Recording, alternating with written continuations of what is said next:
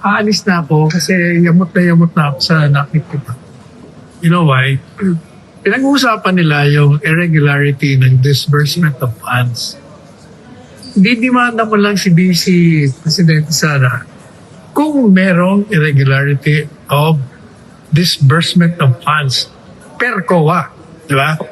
Pero ang sabi ng COA, hindi pa naman daw pinal yung kanilang findings. Preliminary at recommendatory lang. Bakit nakademanda si BP Sara nang hindi naman pala pinal? Madali sabi, walang basis. So lahat ng pinag-uusapan niyo, puro waste of time. Ba't ka magdidemanda Hindi pa pinal. Paulit-ulit na sinasabi nila, di ba? Ngayong kahapon, ngayon, ganun din. Hindi pa. Meron pa akong subject to review. Bakit ka nagdemanda? Hindi pa pala pinal. So hindi ko maintindihan bakit hindi dinidismiss whether sa parte ng prosecution.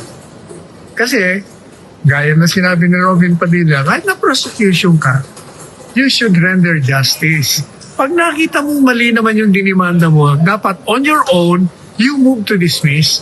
Sa depensa naman, they can also move to dismiss the case kasi nga walang basis ang Article 1. Ganon din ang court. Pag nakita mo na walang basis, ba't pa kayo nagtatagal at naggagastos ng pera ng bayan and wasting time? Yan ang aking punto niya. Kaya, since ayaw naman nilang i-dismiss siya, alis na muna ako. Baka sumakit na ang ulo ko. Nakakatulog na nga ako. Alam mo, pag yung matanda at bata, at hindi naman, sabi nga nung si Chis Escudero, lahat ng mga sinasabi niya dyan, hindi ako nag-agree. Ngayon lang ako nag-agree sa kanya. May generational gap. Matanda at bata. Talagang hindi magkakasalubong. Alam mo yung mga matatandang abogado, pag may kalaban na bata, lalo na kung hindi nila maprubahan ang kaso nila, kung ano sinasabi, nagbibigay ng mga snide remarks. Kumbaga, sinisiraan na lang yung respondent kasi hindi nila maprubahan ang kaso nila sa pamamagitan ng mga testigo nila. Pero as between the old lawyer and the young lawyer, wala, talo yung old lawyer ng young lawyer. Kailangan magpahinga na siya. Sec, last na. Reaction lang, Sec, doon sa isinampang kaso ng DOJ kay Tingnan mo yan. Hindi, number one, pareho yan ng no basis yung disbursement of funds.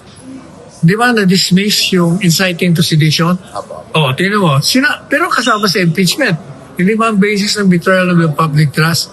Yung sinasabi nila, she committed inciting to sedition at grave threats. Lumalabas yung grave threats lang na palusot. Pero even at that, hindi ka pa nakakasiguro kasi bibistahan pa lang yun. Kung baga, wala ka pang basis to sue grave threats kasi wala pang conviction So bakit may didemanda sa impeachment? Pareho rin yung irregularity of public funds. Sinasabi ng COA, hindi preliminary lang kami. May subject to review pa, may commission pa, may korte pa. So ba't ka nagdemanda? So, pareho din yan. Nagdemanda ka ng grave threats.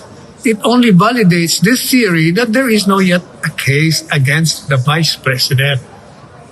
Nagdemanda sila ng betrayal of the public trust on the basis of two crimes na lumalabas kayo. Yung isa, dismiss ka agad. Yung isa naman, ipoprosecute pala. So, baliwala siya. Madalit sabi, it's purely political. Talaga ang layunin nito, siraan mo si Inday Sara, tanggalin mo sa Vice Presidente, at gawin mong perpetually disqualified to run for the 2028. Takot lahat sila kay Inday Sara.